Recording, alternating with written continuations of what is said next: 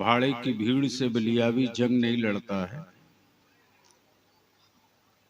मुझे मालूम है कि बरसात के पानी से खेती नहीं होती। 72 हुसैन का गुलाम मिल जाए तो पूरी दुनिया जीता जा सकता है।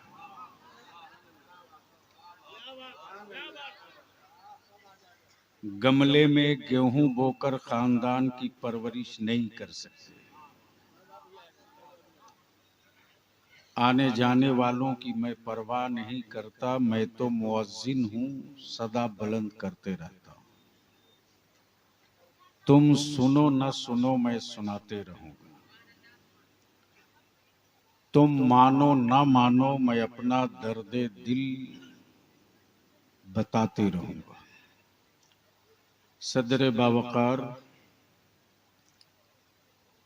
मुअज़्ज़ज़ उलमाए किराम, और मैं समझता हूं कि रात जिस तेजी के साथ ठंड की चादर ओढ़ चुकी है, ऐसे माहौल में बहुत लंबी गुफ्तगू नहीं, बस चंद बातें अर्ज करके आपसे इजाजत चाहूंगा। मुश्किल से 15 से 20 मिनट। क्या इरादा है? बलियावी को बर्दाश्त करेंगे? अरे सुनने का मूड है? कितने लोगों का मूड है? उठाए रखो, उठाए रखो। हाँ, उठाए रखो। नई स्टेज वालों को धक्का मत मारिए, मौलाना है, कमजोर है, टूट जाएगा तो क्या हो। उठाते भी हैं हजरत लोग तो बीच ही में रखते हैं, और सच ये है कि एक बीच वाले से पूरी ट्रेन परेशान रहती है। और उस बीच वाले का हाल ये है कि चाहे कितना हो खूबसूरत हो, उसके पीछे नमाज भी नहीं होती, उससे किसी का निकाह भी नहीं।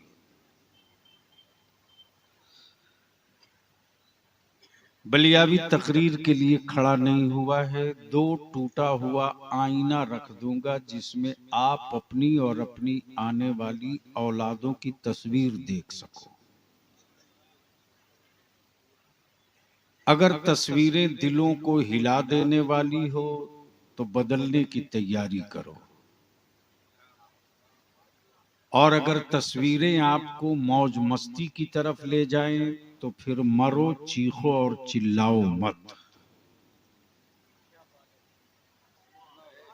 मौलाना बाद में मोबाइल पढ़ेंगे, मैं जानता हूं ना, किताब तो पढ़ते नहीं।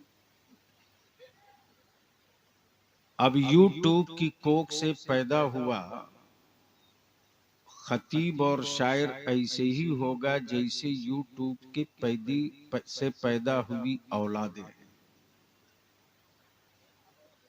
पहले लोग जलसा होता था तो किसी इलाके के बड़े मदरसे में जाते थे, या इलाके के बड़े मस्जिद के जामा मस्जिद के इमाम से पूछते थे कि किसको बुलाया जाए जो बुखारी सुनावे। तवज्जो चाहूं, किसको बुलाया जाए जो मुस्तफा जाने रहमत के इल्मे गैब पर दलील दे सके। किसको बुलाया जाए जो ये समझा दे कि मुस्तफा कैसे नूर है। किसको बुलाया जाए जो ये बता सके कि मेरे मुस्तकबिल में जरूरतें क्या क्या है। इसलिए थोड़ी दवा कड़वी होगी, पी लोगे आप तो असर करेगा आने वाली नस्लों को। मुझसे पहले आपने मेरी जमात के 2 मायनाज मद्दाहाने मुस्तफा से नात तो मनकबत समाप्त की।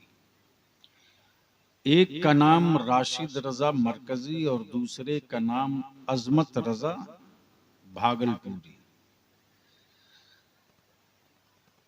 इस वक्त मिंबर शरीफ पर उलमाए ज़वील एहतराम का जिम्मेदार तबका मौजूद है। बस एक बार मोहब्बत से कह दो लब्बैक या रसूल अल्लाह, मैं तकरीर शुरू कर दूं। इतना बड़ा मजमा है और थोड़ी सी शबनम की बूंदे क्या टपक गई कि आप जैसे लग रहा है प्लास्टिक की तरह सिकुड़ गया। मोहब्बत से बावाज़े बुलंद दोनों हाथ उठाकर बाबा आवाज दो मदीने की सरकार को, लब्बैक या रसूल अल्लाह। जोर से लब्बैक या रसूल अल्लाह। और जोर लगाओ, लब्बैक या रसूल अल्लाह। अब ये नारा सिर्फ हिंदुस्तान में नहीं लग रहा, अब हमारे भाई, बड़े भाई जहीर मलमली उधर कोने में भाग गए। जवान आदमी, अच्छा पैर डैमेज है, ओहो, गलत जगह पैर डालेंगे तो यही होगा। बैठ जाइए जिस हाल में। तो क्या बलियावी से सुनने का मूड है तो बोलना पड़ेगा, बोलना पड़ेगा। अब आंखें खोलो और देख लो, तुम्हारे सामने दो पर्दा है। उलमा इकराम की तवज्जो, एक पर्दे पर कुफ्र है और एक पर्दे पर इस्लाम है। मौलाना गुलाम मौजूद, एक पर्दे पर कुफ्र है, एक पर्दे पर इस्लाम है। जहां कुफ्र है वहां दौलत है, जहां कुफ्र है वहां मिसाइल और सत्ता है, जहां कुफ्र है वहां हिटलरिज्म है, जहां कुफ्र है वहीं दहशतगर्दी है, जहां कुफ्र है वहीं कत्लो गारत है, जहां कुफ्र है वहीं हकमारी है, जहां कुफ्र है वहीं बेटियों के साथ रेप और बलात्कार है।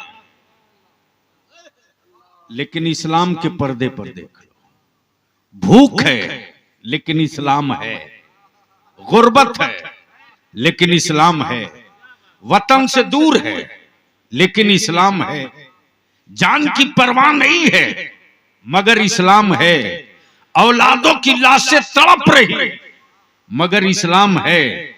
क्यों? क्यों?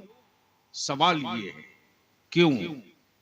इसलिए कि हर जान को, हर जान को, हर जिस्म को जान प्यारी है, हर सर को आंख प्यारी है, हर दिल को धड़कन प्यारा है, हर नब्ज को धड़कना प्यारा है, हर वजूद को आराम प्यारा है, हर जिस्म को सुकून प्यारा है। लेकिन आओ इसी इस्लाम के पर्दे पर गुर्बत है, गुर्बत है, गुर्बत है, वतन से दूरी है, औलादों की तड़प है, लाशों के टुकड़े हैं। लेकिन वजह क्या है? वजह क्या है? बुनियाद क्या है? बुनियाद क्या है? वजह क्या है? कि हर जुल्म से टकराने के बाद भी नबी के इश्क से समझौता नहीं करता। तवज्जो चाहूं, तवज्जो चाहूं। हर जुल्म से टकराने के बाद भी नबी के इश्क से समझौता नहीं करता। तब बलियावी कहता है, तब बलियावी कहता है डिग्री होल्डरों को आला हजरत समझ में नहीं आएंगे, सनद याफ्ता जाहिलों को आला हजरत समझ में नहीं आएंगे, अमन नबी के आशिकों को इमाम अहमद रजा समझ में आएंगे। और जब ये समझ में आ जाएंगे तब आला हजरत का वजीफे इश्क भी समझ में आ जाएगा। आला हजरत का वजीफे इश्क भी समझ में आ जाएगा। वो कौन सा वजीफे इश्क? वो कौन सा वजीफे इश्क? वो यही है कि कबाब याहू में भी न पाया, कबाब याहू में भी न पाया मजा जो दिल के कबाब में है। और जब इस मंजिल पर कोई पहुंचता है तब इमाम अहमद रजा बनकर ये कहता है, अरे ओ खुदा के बंदो, कोई मेरे दिल को ढूंढो। अरे ओ खुदा के बंदो, क्या तेवर है साहब, क्या खिताब है। अरे ओ खुदा के बंदो, कोई मेरे दिल को ढूंढो, मेरे पास था अभी तो, अभी क्या हुआ खुदाया, न कोई गया न आया, ये न पूछ कैसा पाया।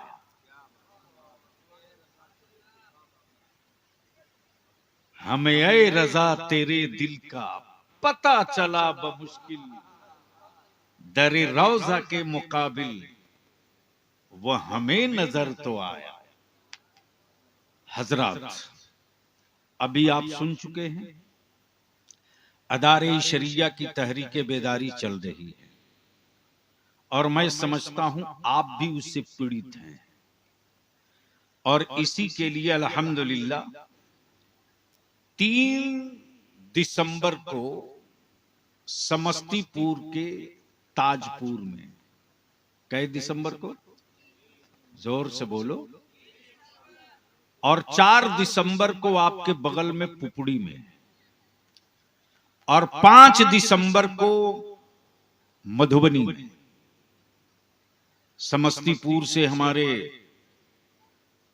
मोहतरम जनाब फिरदौस मुखिया साहब, जो कौमी इत्तेहाद मोर्चा के लीडर भी हैं, और मधुबनी से जनाबे गुफरान शाहीन साहब, जो कौमी इत्तेहाद मोर्चा के लीडर भी हैं, और तहरीके बेदारी के एक मधुबनी का और दूसरा समस्तीपुर का मुहर्रिक भी।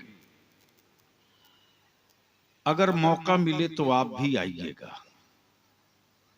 समस्तीपुर दूर पड़ेगा, पुपड़ी करीब है, और आप अकेले मत आइएगा, अपने साथ 2-4 लोगों को दावत दे के आइएगा। और दरभंगा जिला इदारे शरिया के सदर को, पूरी टीम को मैं दिल की अथाह गहराइयों से मुबारकबाद दूं। याद रखना, जाले में बोल के बलियावी जा रहा है, जाले में बोल के जा रहा है। जलसा करने हमारे उलमा नहीं निकले हैं, जलसे तो रोज होते हैं मौलाना गुलाम मुज़फ़्फ़र, अब जलसा करने नहीं निकले हैं, अब अपनी नस्लों के मुस्तकबिल का नक्शा बना के निकले हैं। बोलोगे तो बोल दूंगा, थोड़ा जोर लगा के बोल दो तो 10 मिनट बोल दूंगा। आगे से लेकर पीछे तक डर नहीं रहे हो तो बोल दो जोर से सुभान अल्लाह। इसलिए कि एक है अकीदत और एक है हकीकत। तवज्जो चाहूं, एक है अकीदत सदर साहब, और एक है हकीकत। अकीदत ये कहती है कि चादर चढ़े, अकीदत ये कहती है कि चादर चढ़े, और हकीकत ये कहती है कि बेटे जाहिल न रहने पावे। अकीदत कहती है कि चलो अजमेर, लेकिन हकीकत कहती है कि मोहल्ले के किसी गरीब की बेटी को कुंवारी छोड़ करके अजमेर मत जा। लेकिन इस लानत से कौन बचाएगा आपको? साल में 5 मरतबा उमरा पे धरना सेठ जा रहा। तवज्जो चाहो, साल में 5 मरतबा उमरा पे जा रहे हैं। उमरा पर जाने से पहले दावत, लौट कर आया तो दावत।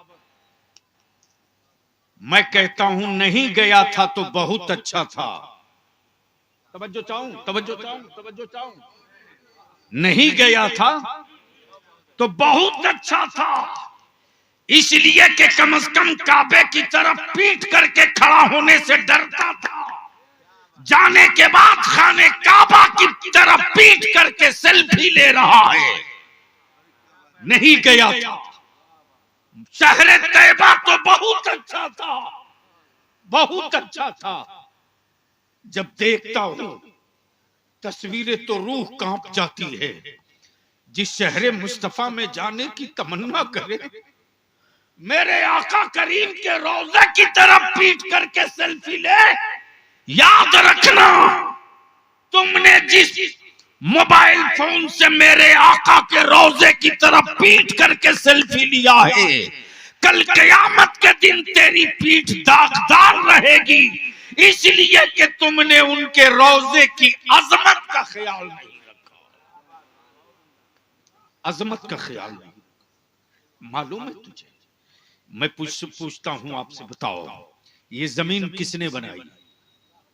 जोर से बोलो, जोर से बोलो, डर नहीं रहे हो तो जोर से बोलो, किसने बनाई? मुल्क किसने बनाया?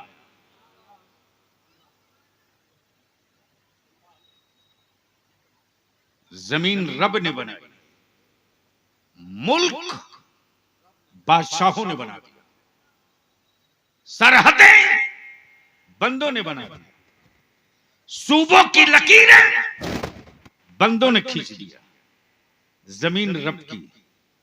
उसी जमीन में अमेरिका भी है, मिस्र भी है, शाम भी है, सूडान भी है, हिंद भी है, बांग्लादेश भी है, चीन भी है, ब्रिटेन भी है, लंदन भी है, फ्रांस भी है, इंडोनेशिया भी है, मलेशिया भी है, तुर्की भी है, सीरिया भी है, फलस्तीन भी है।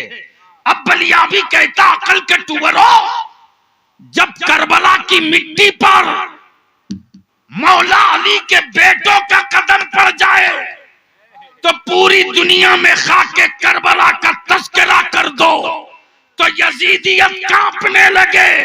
अरे मस्जिद अक्सा वो जगह है जहां नबी के आल का कदम नहीं पड़ा है, मुस्तफा जाने रहमत।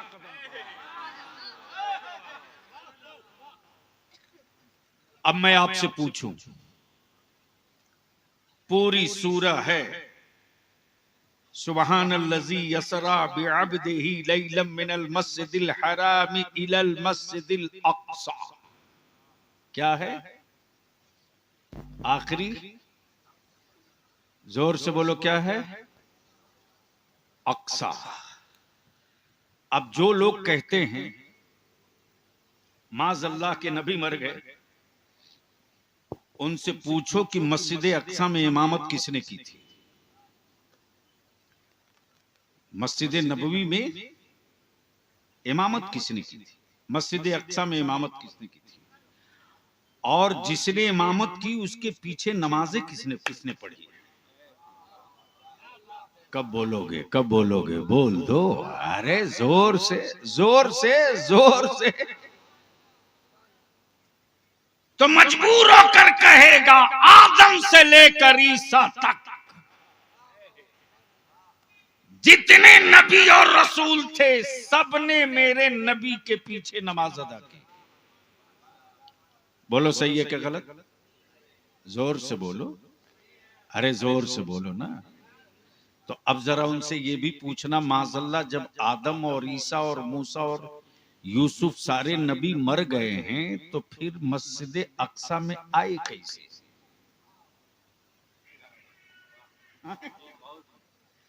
गोया क्लियर हो गया कि नबियों को मौत नहीं आती। तो जिसका नबी माज़अल्लाह मुर्दा हो,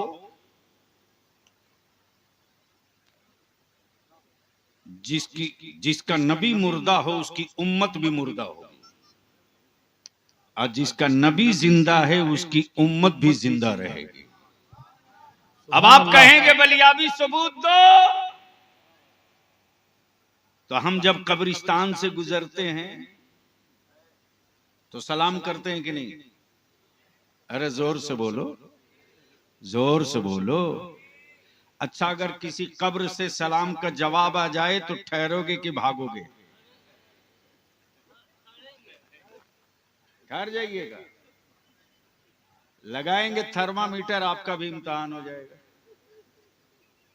जिस बाप ने 10 बीघा जमीन छोड़ा, घर छोड़ा, बैंक बैलेंस छोड़ा, प्रॉपर्टी छोड़ी, जमीन जायदाद छोड़ा, उस बाप को दफन के बाद अगर बेटा को कह दिया जाए 2 बजे रात को जरा कब्रिस्तान जाओ, जाएगा? अरे बोलो ना, क्यों? कहीं नहीं जाएगा। यही तो फर्क है, औरों में और ईमान वालों में यही फर्क है। जिसको अपने बाप दादा के मरने के बाद भूत बनने का डर है, वो रात को जाने से डरता है।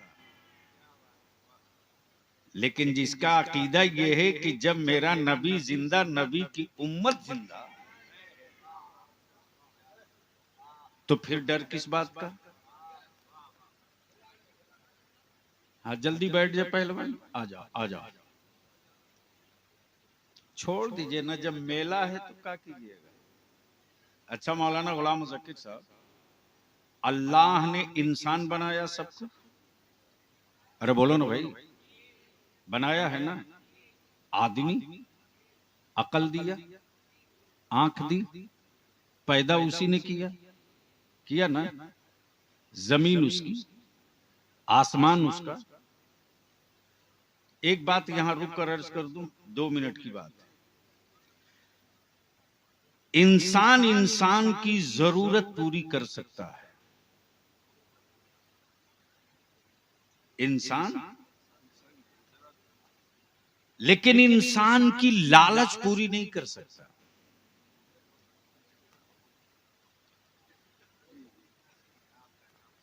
भूख लगी है, रोटी खिलाकर जरूरत पूरी कर देगा। ठंड लग रही है, गर्म कपड़ा पहनाकर जरूरत पूरी कर देगा। दरभंगा तक जाले से जाने का किराया नहीं है, सफर खर्च देकर जरूरत पूरी कर देगा। लेकिन लालच पूरी नहीं कर सकता।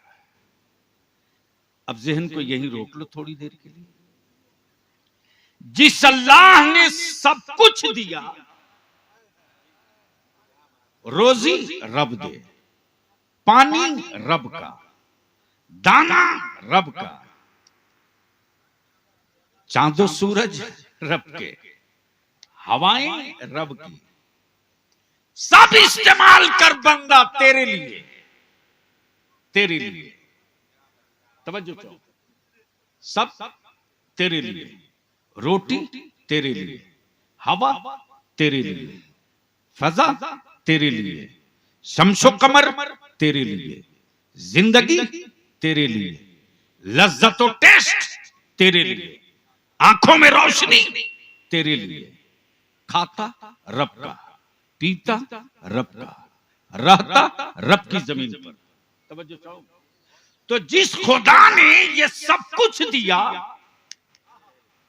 उस खुदा को भी ये बंदा एक खुदा मानने को तैयार नहीं।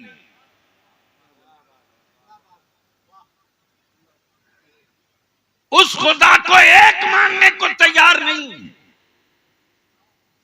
लेकिन अब यहां रुक कर इसी पर सपोर्टिंग एक कड़ी डाल दो। कुछ लोग ऐसे हैं जो बिन देखे सब मान लेते,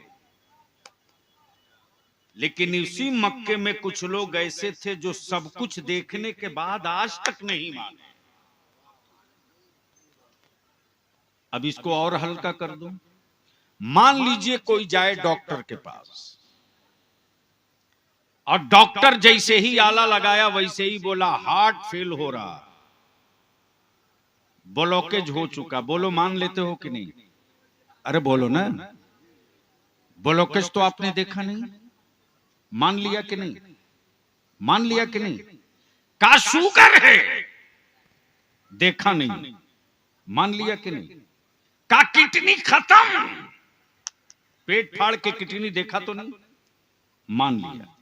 का ब्लड कैंसर है, देखा नहीं, मान लिया कि नहीं? बलियावी यही तो कहना चाहता है। जब डॉक्टर के कहे से ब्लड कैंसर मान लिया, शुगर मान लिया, डायबिटीज मान लिया, हार्ट का डैमेज होना मान लिया, अरे यार, तो जब डॉक्टर के कहे से बीमारी मान लिया, तो जिस नबी ने चांद को 2 टुकड़े करके कहा खुदा एक है, उस खुदा को बेदौला शरीक क्यों नहीं मान ले रहा? तो उसी मक्के में अबू जहल नबी का सारा मोजज़ा देखा, फिर भी नबी ना माना। लेकिन सैयदना अवैसे करनी मुस्तफा जाने रहमत को एक बार भी नहीं देखे और नबी को नबी में मान लिया, खुदा को खुदा मान लिया। तो बस आखिरी बात अर्ज कर दूं, चूंकि अभी दोनों शोरा को सुनना भी है, नहीं और उसके अलावा काम भी है। चूंकि 25 और 26 को अलीगढ़ यूनिवर्सिटी से एक टीम आ रही है स्टूडेंट्स की, 2 रोजा उनका वर्कशॉप का इजलास है और फिर कल ही भर रहकर सारी तैयारी करनी और फिर 3 तारीख से तहरीक बेदारी का कारवां निकलेगा। बस एक आखिरी बात मैं आपसे पूछ लूं, ईमान से बोलो कि मुसलमान शादियों के चक्कर में जमीन बेच रहा कि नहीं बेच रहा? जोर से बोलो ना, अरे जोर से बोलो। जाले की जमीन पर आए हुए लोगों, ज़ियाए मिल्लत कॉन्फ्रेंस में, अरे तूने सोचा यार 40 साल 45 साल पहले हम लोगों के बाप दादा ने, जिनकी उम्र 35 साल 38 साल है, उसको क्या मालूम कि बाप दादा ने कितनी गुर्बत के दिन बिताए हैं। कई कई एकड़ जमीन में धान और गंदुम हो, मड़ुआ हो, फिर भी पूरे साल खाने का गल्ला नहीं होता था। लेकिन हम सबके बाप दादा ने माड़ भात खा लिया, जमीन नहीं बेचा। फटी लुंगी में गांठ बांध लिया, लेकिन जमीन नहीं बेचा। कपड़े पर पैबंद लगाकर पहन लिया, जमीन नहीं बेचा। क्यों? इसलिए कि आने वाली मेरी औलादें किस सड़क के किनारे बसेंगी। लेकिन आज जबान की आवारगी की तस्कीन के लिए एक गरीब बाप अपनी बेटी की इज्जत के साथ रुखसती के लिए 2 चंद कट्ठा जमीन बाप ने विरासत में छोड़ा था, उसे बेचकर बोलो दावत खिला रहा है कि नहीं? जोर से बोलो, जोर से नहीं बोल रहे हो। खिला रहा कि नहीं खिला रहा? तो ये खत्म होना चाहिए कि नहीं होना चाहिए? कैसे खत्म होगा? इसी के लिए इदारे शरिया की तहरीक बेदारी चल रही है। और सोशल मीडिया में आप देख लो, 2 दिन हुआ हजारीबाग में 3 बारात को तहरीक बेदारी के इजलास के बाद जवानों ने स्टिक लेकर दौड़ा दिया, लड़के को उठा लिया, का निकाह पढ़ा। डीजे और बाजा लेकर आओगे तो गांव में कुत्ता नहीं तुझको कबूल करेगा, और मुस्तफा की नात पढ़ते आओगे तो पूरी बस्ती तेरे इस्तकबाल के लिए सड़क पे खड़ा रहेगा। दूसरा इशू है, जान सटा देंगे, सटा देंगे। और ये बिहार है, जब जब नबी की अजमत पर हाथ डाला है तो भारत का कोई सूबा खड़ा हो ना हो, तन्हा बिहार है जो सबसे पहले छाती ठोक के खड़ा हुआ। कुछ लोगों ने पेशा बना लिया है मेरे नबी की इज्जत पे हाथ डालने का, मेरे रसूल की तौहीन का। और मेरे बच्चे जब मौलाना अब्दुल मुक्तदीर साहब निकलते हैं सड़कों पर एहतजाज करने तो गोलियां मार दी जाती। तब इदारे शरिया ने तय किया कि क्यों नहीं अब हम भी उतर जाएं मैदान में। जब 3% वाला उतर सकता है, 6% वाला अपनी हैसियत मनवा सकता है, तो 16% वाला भीख का कटोरा लेके अब सड़क पर खड़ा नहीं होगा। लड़ाई होगी, बोलो होगी तो साथ दोगे कि छोड़कर भाग जाओगे? नहीं, धीरे बोल रहे हो। लड़ाई छिड़ेगी तो साथ दोगे कि छोड़कर भाग जाओगे? जोर से बोलो, साथ दोगे कि छोड़कर भाग जाओगे? लड़ाई अब भारत में इसी मसले पर होनी है। दो पॉइंट है, दो, और इसी पर संग्राम होगा। बिहार की हुकूमत से भी होगा, दिल्ली की हुकूमत से भी होगा। बलिया भी पार्ट टाइम राजनीति करता है, फुल टाइम अपने दीन का काम करता है। टकराने में बलियाबी को कहीं से कोई एहसास नहीं है, इसलिए कि मैं जानता हूं कि मेरी जिंदगी और मेरे वजूद की कीमत, मेरी जिंदगी और मेरे वजूद की कीमत दुनिया की कोई हुकूमत के सिक्के नहीं लगा सकते।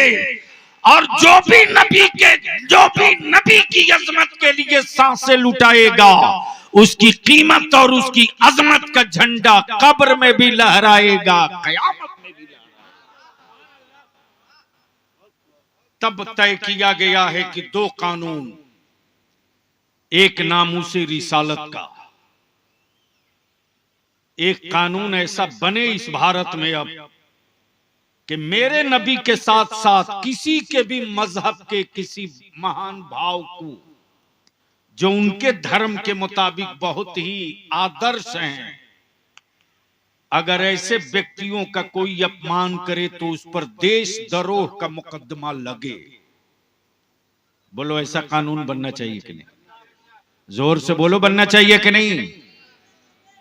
तो अब तक सियासी पार्टियों का झंडा लेकर निकले हो,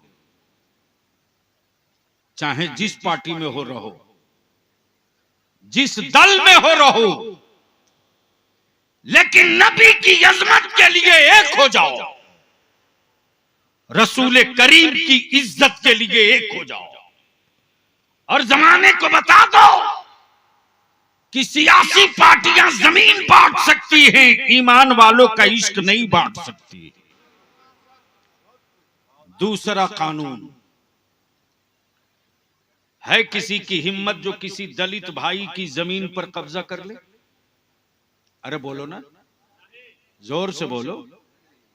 किसी दलित भाई को चौक चौराहा रोड पर थप्पड़ मार दे, दलित भाई की बिरादरी का नाम लेकर के उसको गाली दे दे, हिम्मत है? लेकिन आज जिस चौराहे पर चाहो टोपी दाढ़ी वालों को देखकर आतंकवादी कह दो, टेररिस्ट कह दो, देशद्रोही कह दो, उठा के जेल डाल दो, और ये टीवी के डब्बा वाले सत्ता के दलाल सत्ता की दलाली में उतर के भौंकते, टेररिस्ट पकड़ा गया, दहशतगर्द पकड़ा गया, मामला अदालत अभी पहुंचा नहीं, मेरे बच्चों के माथे पर देशद्रोह और टेररिस्ट का ठप्पा लगा दिया सत्ता के दलालों ने। समाज में मेरे बच्चों का जीना मुश्किल हो गया। एक भी सेकुलर पार्टी वाले के हलक से आवाज नहीं निकली कि ये मुसलमान वो नहीं है जो जंगली घास की तरह निकल गए हैं, बल्कि मुसलमान वो है कि भारत में सबसे ज्यादा आजादी के लिए किसी के बाप दादा का खून गिरा है तो वो नागपुर वाले का नहीं गिरा है, बल्कि वो मोमिन और मुसलमानों का खून गिरा है। ये जंगली घास नहीं है कि तुम पैरों से रौंद दोगे। एक भी बेईमान सेकुलर कहलाने वाले लीडर की आवाज नहीं निकलती, एक भी नहीं बोलता। इसलिए को समझता है कि ये तो मजलूम है, जाएगा कहां? ये तो विकलांग है, जाएगा कहां? इसको तो मैंने अपाहिज बना दिया है, जाएगा कहां? तबेदार शरिया ने तय किया है कि अगर तेरा पागल बेटा सत्ता के लिए जी सकता है तो इदारे शरिया की पूरी टीम अपनी नस्लों के मुस्तकबिल के लिए मैदान में उतरने की हिम्मत भी रखती है, जुर्अत भी रखती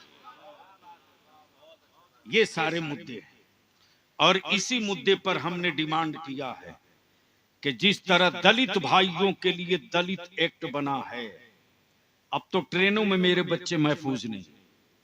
अब तो वर्दी पहने हुए पुलिस पदाधिकारी अशोक स्तंभ का सिंबल लगा करके जान बचाने और इज्जत आबरू की हिफाजत का शपथ लेने वाले ट्रेनों में टोपी दाढ़ी देख के गोली मारे। बोलो सही है कि गलत? जोर से बोलो, सही है कि गलत? क्या इस पर किसी लीडर, किसी सेकुलर पार्टी के नेता का कोई बयान आया? कोई निंदा प्रस्ताव आया? किसी ने एक लफ्ज मजम्मत के लिए पार्लियामेंट में आवाज उठाई? नहीं। इसी मध्य प्रदेश में एक आदिवासी भाई के बच्चे के मुंह पर किसी बेईमान, किसी कमबख्त ने पेशाब कर दिया। बोलो पूरा भारत खड़ा हो गया कि नहीं? जोर से बोलो। अरे पूरा भारत खड़ा हो गया कि नहीं? लेकिन हमारे बच्चों के चेहरे पर चाहे जो चाहो कर लो, और हम मुतमईन है कि उसका बेटा है, हम क्या करें? लिख ले, आज उसके बेटे पर जबर की रस्सी पड़ी है, कल तेरे बेटे की बारी आके रहेगी। और इन्हीं सारे जंगली घास और पेड़ों को उखाड़ने के लिए हमारे उलमा और शोरा ने अहद का अमामा बांधकर मैदान पकड़ लिया है। तब ईमान से बोलो, दरभंगा में जब बुलाया जाएगा तो आओगे कि नहीं आओगे? धीरे बोल रहे हो? अरे धीरे बोल रहे हो? जोर से बोलकर बताओ, आओगे कि नहीं आओगे? तो अब जितने नौजवान हो, अभी से नौजवानों की टीम बनाओ, सबके लिए जत्था बनाकर पटना दरभंगा बहुत गए हो। नबी की इज्जत और अपनी औलादों के मुस्तकबिल के लिए अब मुस्तफा की रिफात का झंडा लेकर उतरना पड़ेगा।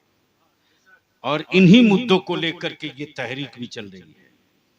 और आज का जो ये इजलास है, ज़िया मिल्लत कॉन्फ्रेंस, ये उर्स की तकरीब है। आपको मालूम नहीं है अल्लामा ज़िया जालवी अलैहिर्रहमा कौन थे, क्या थे? चूंकि आपने यही समझा था कि मौली साहब थे, मौलाना साहब थे। याद कीजिए, आज से 40 साल पहले, 35 साल पहले, लोग जिस जमाने में मोबाइल नहीं था, 2G नहीं था, 3G नहीं था, 5G नहीं था, मोबाइल का डब्बा नहीं था, तो लोग मंगल के दिन या पीर के दिन, सोमवार के दिन 5 से 7 के बीच में रेडियो अपने पास रखते थे। क्यों रखते थे? इसलिए कि अल्लामा ज़िया जालवी साहब की तकरीर इस पर आएगी और पूरी दुनिया सुनती थी। ये अल्लामा ज़िया जालवी साहब की लिखी हुई इबारत और तहरीरें पढ़ के बहुत सारे लोगों ने कलम पकड़ना सीख लिया, बहुत सारे लोगों ने जबान चलाना सीख लिया। मैं मुबारकबाद दूं और शुक्रिया अदा करूं मुहिब्बे गिरामी हजरते अल्लामा अब्दुल मुक्तदिर साहब को।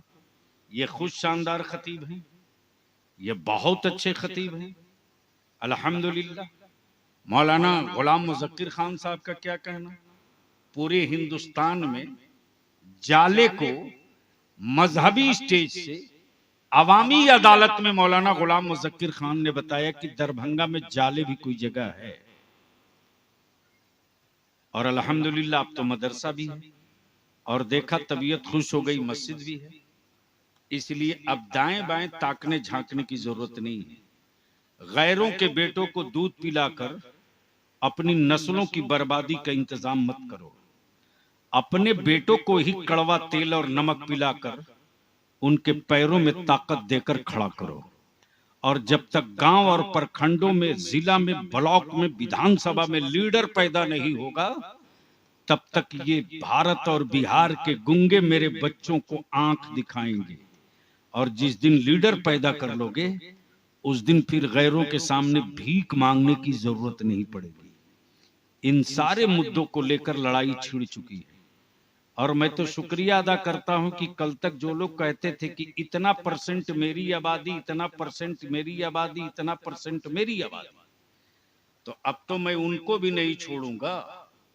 अच्छा किया आपने सर्वे कराकर हमारी आंखों की पट्टी उतार दिया। अब तो आने वाले दिनों में तेरा बलियाबी इंची टेप से नाप के बोलेगा कि इतनी संख्या, इतनी हिस्सेदारी। सरकारी नौकरी में भी इतनी दोगे तो सत्ता लोगे, विधानसभा लोकसभा में इतना दोगे तो सत्ता लोगे। इसलिए कि इन सेकुलर कहलाने वाली पार्टियों के लीडर तो थोड़ी देर के लिए सेकुलर हो सकते हैं, इनकी बिरादरी सेकुलर नहीं है। इनकी बिरादरी सेकुलर नहीं, अगर होती तो उन सेकुलर पार्टियों से टिकट लेकर आने वाले हमारे लोग हार कैसे जाते हैं, हार कैसे जाते हैं। और कब तक हम जमाने को हराने के लिए अपनी नस्लों को हराएंगे। बहुत हो गया, 75 साल बीत गया, 75 साल बीत गया। और बलियावी की जिम्मे अब कोई काम उम नहीं है, बस एक के काम है, एक के काम है कि डेमोरलाइज हो चुके हैं मेरे जवान, इनको खड़ा करो। मायूस हो चुकी है मेरी नस्लें, इनको सहारा दो। और हुकूमतों की तिजोरियों की मांगी हुई खैरात से हम अपने वजूद का सामियाना नहीं खड़ा करेंगे। अरे जब मुठिया के चावल में इतनी ताकत है, क्या मुठिया के चावल से भारत में करोड़ों करोड़ बच्चे पाल सकते हैं और ज़कात के पैसों से मदरसों की इमारत खड़ा कर सकते हैं, तो मुठिया का एक मुट्ठी के बजाय 2 मुट्ठी चावल निकालकर अपनी नस्लों को इज्जत के साथ जीने का रोशन मुस्तकबिल का नक्शा भी बना सकते हैं। और जो कौम लड़ती नहीं है वही कौम मरती है। और दिखा दिया अक्सा के मुजाहिदों ने कि 75 साल तक तुम जख्म देते रहे, हम सहते रहे। तुमने मेरी बेटियों की इज्जत पे हाथ डाली, हम सहते रहे।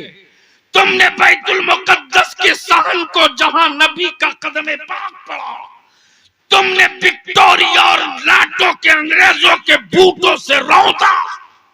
हमने सब्र किया, लेकिन जब आहत करके उतर गए हैं तो दुनिया की तोप और मिसाइलों को बता दिए हैं कि कुफ्र के कलेजे में उतना दम नहीं है जितनी ताकत ईमान वालों के 6 माह के बच्चों के वजूद में है।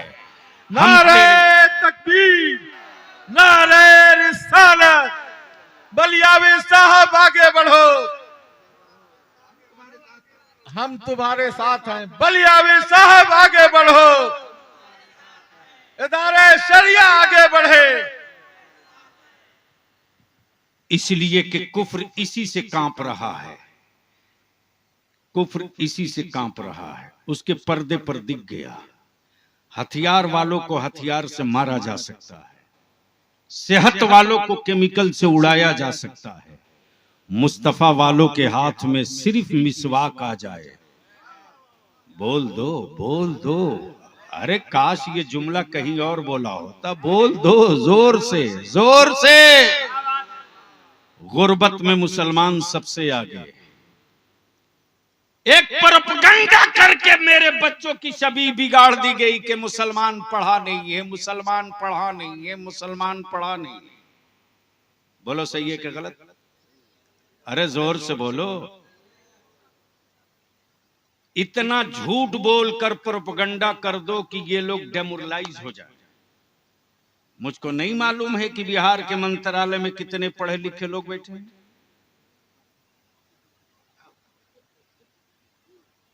आज भी मेरी मस्जिदों का मुअज्जिन उनसे ज्यादा पढ़ा लिखा है।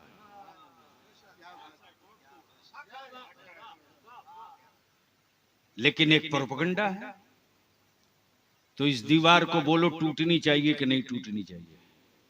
अरे जोर से बोलो, क्यों धीरे से बोल रहे हो? अरे जोर से बोलो, ये दीवार गिरनी चाहिए कि नहीं गिरनी चाहिए? कौन गिराएगा? कौन गिराएगा? धीरे बोल रहे हो इसलिए डर लग रहा, मुंह खोलो यार, कौन गिराएगा? तो जब बुलाया जाएगा दरभंगा तो आप कहोगे भाड़ा कहां से लाएंगे, किराया कहां से लाएंगे। लेकिन यही नीतीश जी, लालू जी के यहां से फोन चला जाए तो अपनी गाड़ी, अपना घोड़ा, अपना बैनर, रास्ते का खर्च, अपना डीजल, अपना पेट्रोल, पागल की तरह जाओगे। और वहां जाओगे तो दरी बिछाकर किनारे खड़ा रहोगे, कोई पलट के देखेगा भी नहीं कि तुम हो कौन। लेकिन जिस दिन नबी की इज्जत का झंडा लेके निकल जाओगे ना, तो लोग आंखें फाड़ फाड़ कर तुझको देखेंगे कि निकला है मुस्तफा वाला मुकाबला, अब मुमकिन नहीं है। और अल्हम्दुलिल्लाह कुछ लोग तो इल्जाम लगाते ही मौलाना लोग काकी है। अच्छा, ये तो ऐसी मजलूम कौम है फिरदौस भाई, ऐसी मजलूम कौम आलिमों की है किसी का बेटा आवारा हो जाए तो बाप चाय खाने में भाषण देता, मौलाना लोग क्या कर रहे हैं, लड़के आवारा हो रहे हैं। इलाके में कोई शराब पीने वाला शराब पी करके लुढ़कते रहे तो ये चाय खाने में भाषण देता है कि मौलाना लोग कुछ कर ही नहीं रहे। मैं पूछता हूं मेरी मिल्लत के डॉक्टर, इंजीनियर, प्रोफेसर, ये बताओ तुम क्या कर रहे हो?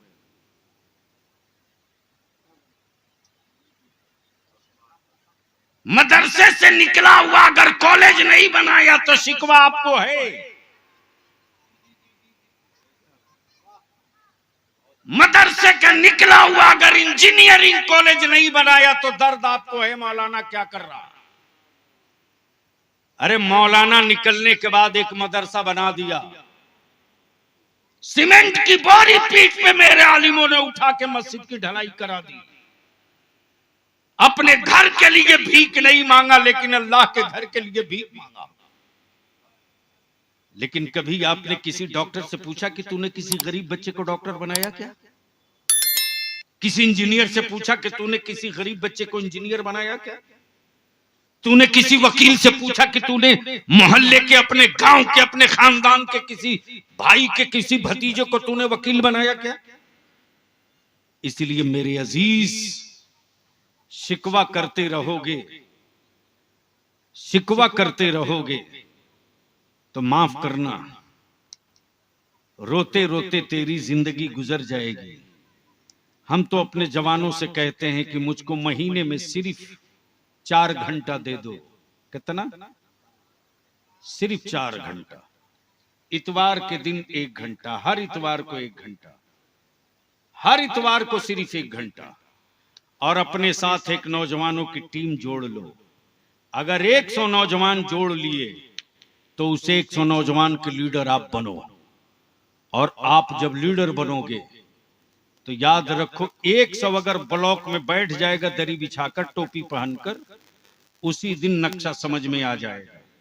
और मैं तो कहता हूं कि हमको उंगलियां मत रखना, इसलिए कि हम वो नहीं हैं जो घबरा के सड़क छोड़ देंगे।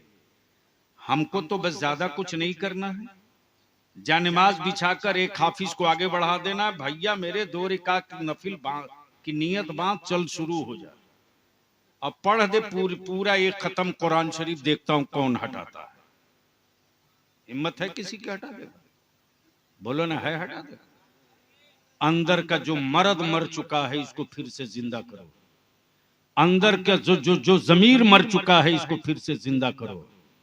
खुद के लिए अब जिंदा कर सको न कर सको, लेकिन जो मेरी माओं की कोख में बच्चे पल रहे हैं और जब मां के आंचल में छुपकर दूध पी रहे हैं, बता मेरे उन बच्चों का आने वाले दिनों में मुस्तकबिल क्या होगा। एक परिंदा भी अपनी नस्लों के लिए जिया करता है। बता मुसलमान, क्या तू बिरयानी से हट करके अपने बच्चों के बारे में कभी सोचा? अगर सोच लिया होता तो किसी मुसलमान की गरीब बेटी के बाप की जमीन नहीं बिकती बारात और जहेज के चक्कर में, और गरीब बेटी का बाप सीना ठोक करके कहता, मेरे घर सैयदा फातिमा की कनीज है, रब की रहमत आई है। इसलिए तहरीक का मिशन है, निकाह सस्ता करो, निकाह सस्ता करो ताकि बेटियां रहमत रहें। जहेज खत्म करो, जहेज खत्म करो ताकि बेटियां बोझ न बने, और इसी पैसे को बचाकर बेटों को पढ़ा दो ताकि किसी चौराहे पर मेरे बच्चों को कोई लाल आंख करके न दिखा सके। अल्लाह तबारक व तआला अमले खैर की तौफीक रफीक अता फरमाए। बहुत वक्त ले लिया, यार जिंदा, सोहबत बाकी। अस्सलामु अलैकुम व रहमतुल्लाहि।